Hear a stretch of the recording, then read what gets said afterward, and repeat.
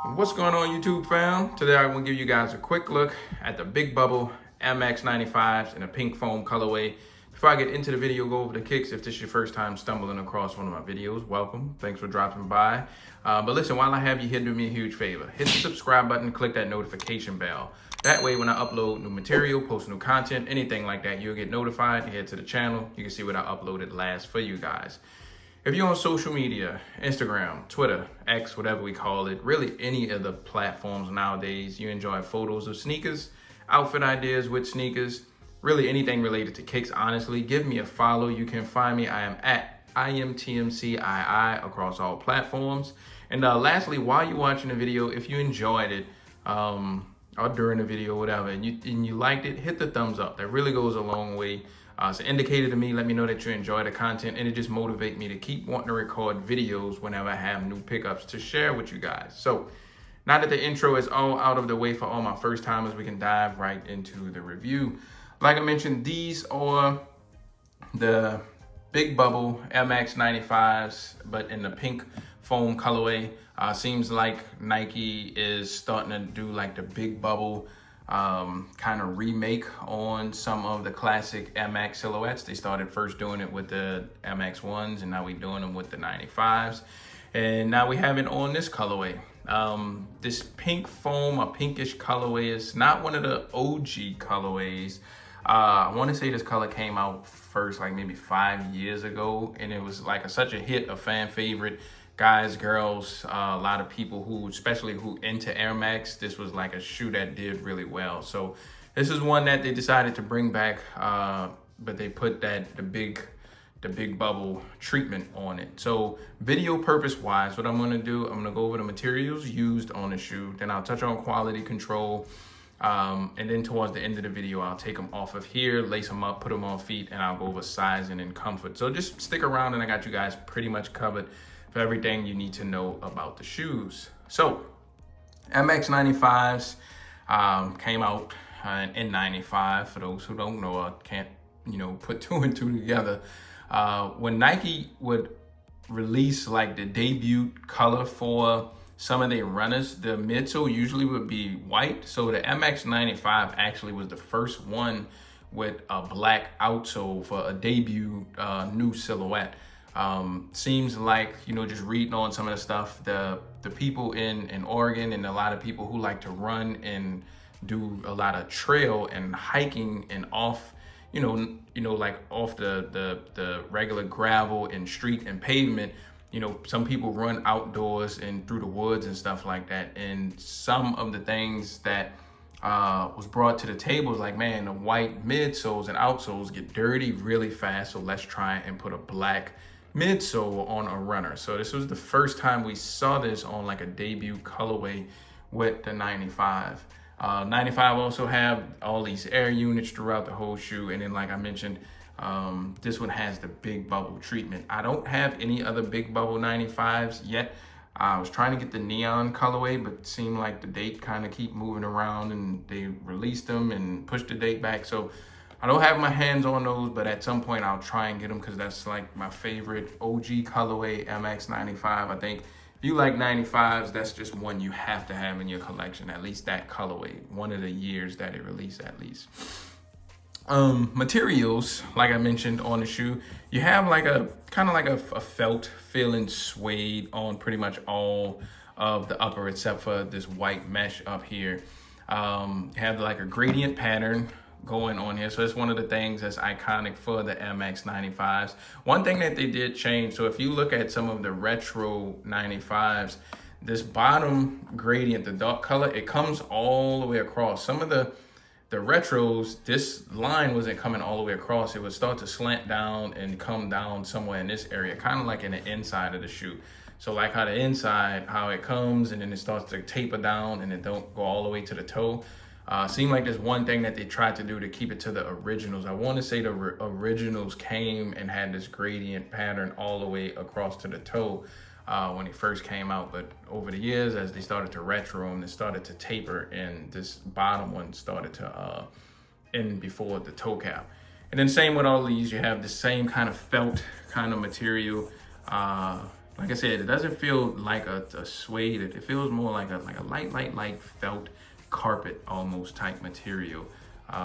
This is like hard to clean too. When these get dirty, they are hard to clean, and they don't look as fresh once they start to get dirty and get some stains on them. So it's just a little watch out with these. You got the embroidered pink swoosh, that pink foam swoosh. You got the pink in the inside also.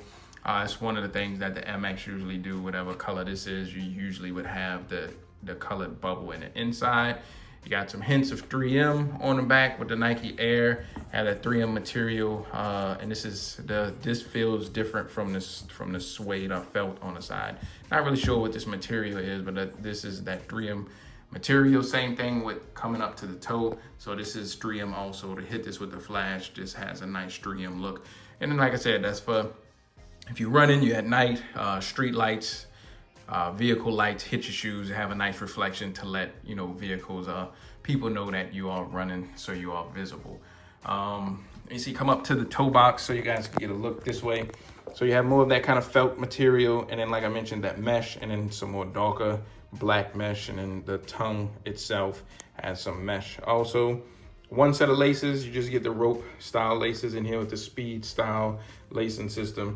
And then you have your embroidered Air Max on here, just like on any traditional Air Max 95. Coming in the inside, you have like a light pink insole, black Nike Air Max. Padding and lining, seem like a decent padding in the inside.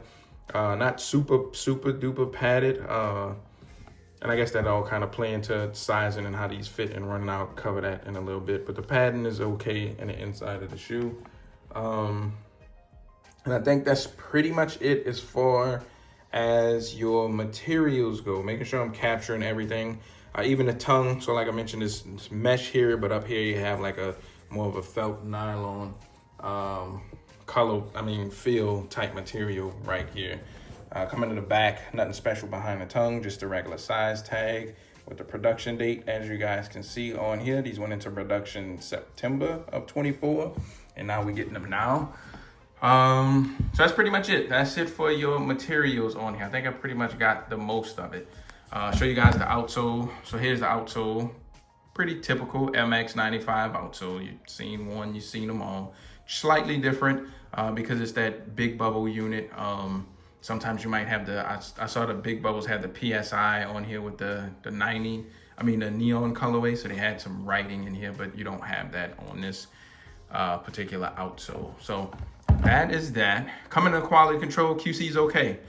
Usually with some 95s, you'll have a lot of glue marks right here, or you can kind of see some imperfections, or glue would be somewhere in this area.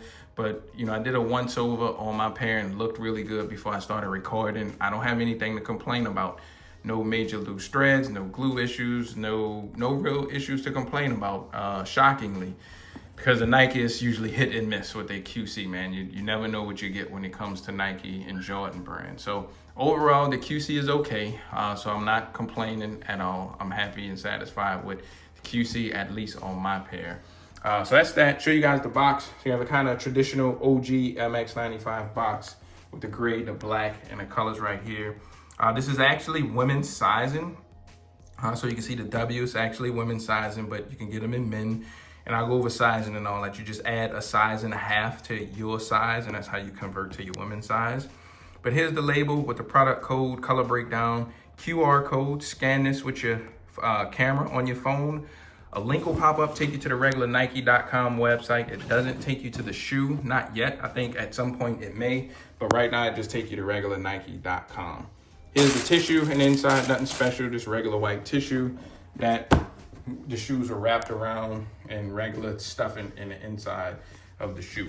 So that is the box here, the kicks. Before I take them off here, do me a favor, leave me a comment, let me know what you think. If you're a fan of 95s, if you cop these, or waiting for the neons, just curious to see what you guys think and feel about 95s in general. Usually reply when y'all leave me comments. If I don't, I'm gonna hit the heart button or the thumbs up button. But let's take them off here now. We're gonna put them on feet, go over sizing and all that good stuff. Y'all hang tight. All right, guys, here's a quick on feet look at the pink foam MX95s. Just want to show y'all what they look like really quick on feet. Usually the most asked question is sizing. How do they fit? How do they run? So let's do that, and then we'll go over comfort. To me, I have a medium, somewhat narrow foot. I like a snug and exact fit on my kicks. When I say snug, I mean like a sock, like a glove. I don't want a lot of room in my shoes. I want it to really hug my foot. To get that feel in 95s, to me, I go true to size. I feel like the MX 95s always kind of ran exact to me. And if you like that fit, go true to size and you should be A-okay. However, if you want a little bit of room in your shoes, you have a medium, somewhat narrow foot, you might want to consider going up a half size in these. That's just something about 95s that just always ran kind of exact to me. If you have wide feet, you may want to consider going up a half size, because like I said, I went true to size. I'm not sure if it's maybe if it being women's sizing have something to do with that. Not 100% sure, but I always went true to size in 95s, and they always did kind of fit me exact, while my toe is like pushing up on the very tip of the shoe. So if you want a little bit of room and you don't want to gamble, go up a half size if you have wide feet. When it comes to comfort, the 95s are a comfortable shoe to me. Saying it's a technology from mid-90s. To say they have this huge bubble on the back, I still don't really feel like a lot of bounce and cushion. I guess because it's like inflated to like the max to where it's stiff. So I guess it absorbs a lot of the shock when you're walking, but it doesn't feel squishy, if that makes sense. It's a stiff bubble, so you don't really feel a lot of it. It's still a light kind of feeling shoe. The 95s always kind of felt and looked bulky to me on feet, but they still a light shoe, and they're comfortable. It's a running shoe. Definitely could rock these all day, not be in any kind of pain or discomfort at all. And these just feel great on feet. I love 95s, one of my favorite Air Max silhouettes. So that's pretty much it. My two takes on sizing and comfort. Like I mentioned earlier, subscribe if you're new, hit the notification bell. But I'm gonna wrap the video up here. Thank y'all for watching. See y'all on the next one. Peace.